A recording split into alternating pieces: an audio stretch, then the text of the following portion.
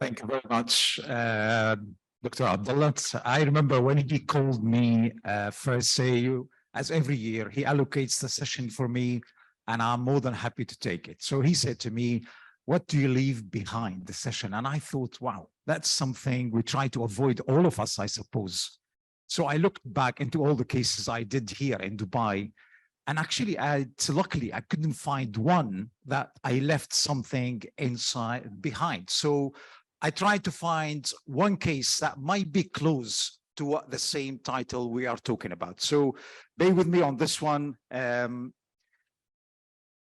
disclosure related to this case.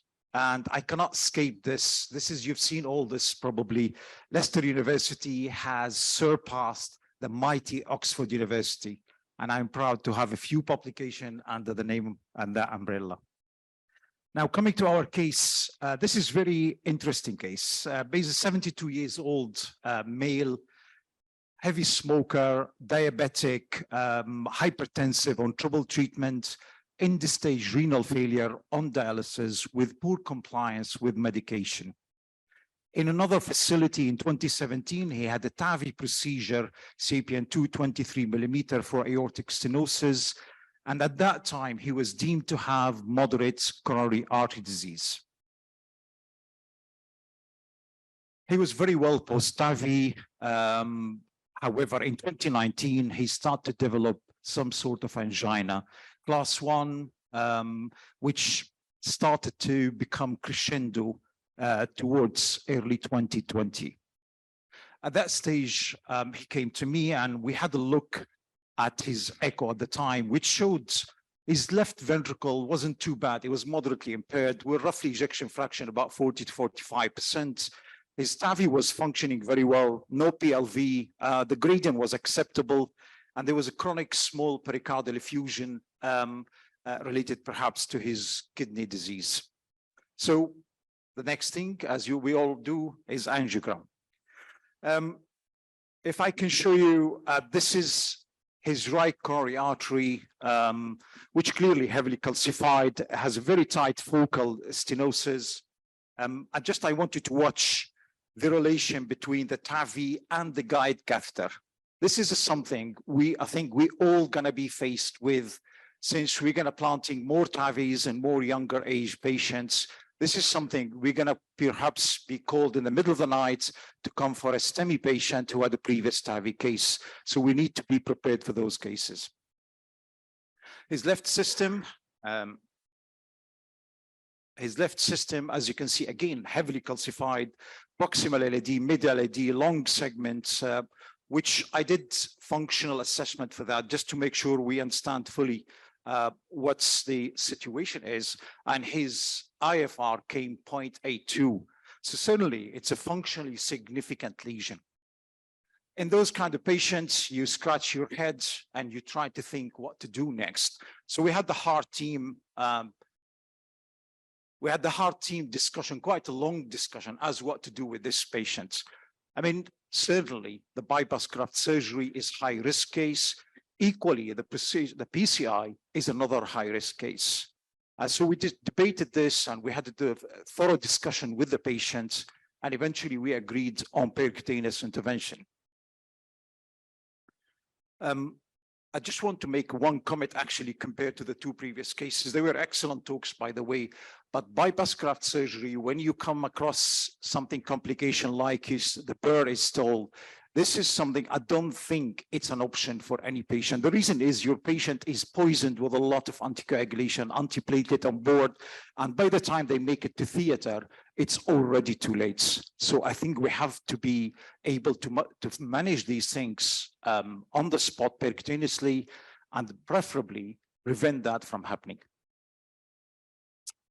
So stage 1, PCI. I thought we'll do the most probably significant lesion at the start. And as you can see, I've used a friendly guide catheter in order not to distort the TAVI stent. And let me show you, I think we skipped. So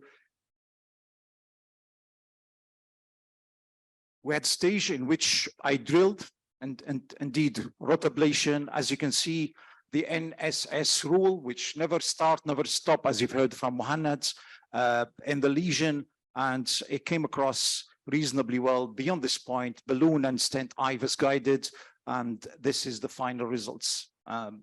So then we kept him in hospital in order to do the stage 2. Although he could have been discharged patient, I preferred that way, using dialysis for a few days and then do stage 2 for him. This is, I mean, we're looking at the sapien. Luckily, this patient had a sapien valve rather than a balloon expandable valve, because the coronary access, I think it's more challenging when we come across the self-expandable valves. Here in the left system, there was no issues with the guide catheter, and from the LED, it was a straightforward rotablation through the LED, which, as I can show you, balloon stents, couple of stents, and the final results were straightforward.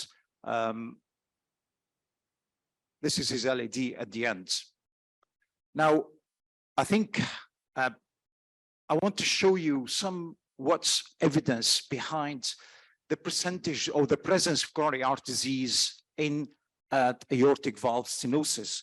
It's not a small percentage. We talk about significantly 50 to 60% in this JACC paper in 2019, talking about the concomitant coronary artery disease. And indeed, this is for the future. When we start implanting TAVIs for younger and younger generation, we're going to be faced with more challenging cases like this. This is what you're going to be doing when you have the coronary access.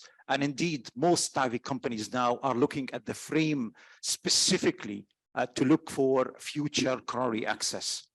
The impact coronary heart disease, I won't go through the details here, because essentially this paper conclusion was the anatomic severity of CAD as assessed by the baseline and residual syntax score is associated with survival after TAVI. So the presence of coronary heart disease, remember this, we say we can leave it, it doesn't matter. This is for the safety of the procedure per se. However, for the long term, it's something, it's quite important. Unsuccessful coronary cannulation in this JACC paper, 7.7% in the best hands in the world. And one of the predictors is the self-expandable valve, which, as we know, if you were to favor self-expandable versus balloon expandable valve with the current technology available, the long-term outcome currently stands with the self-expandable one.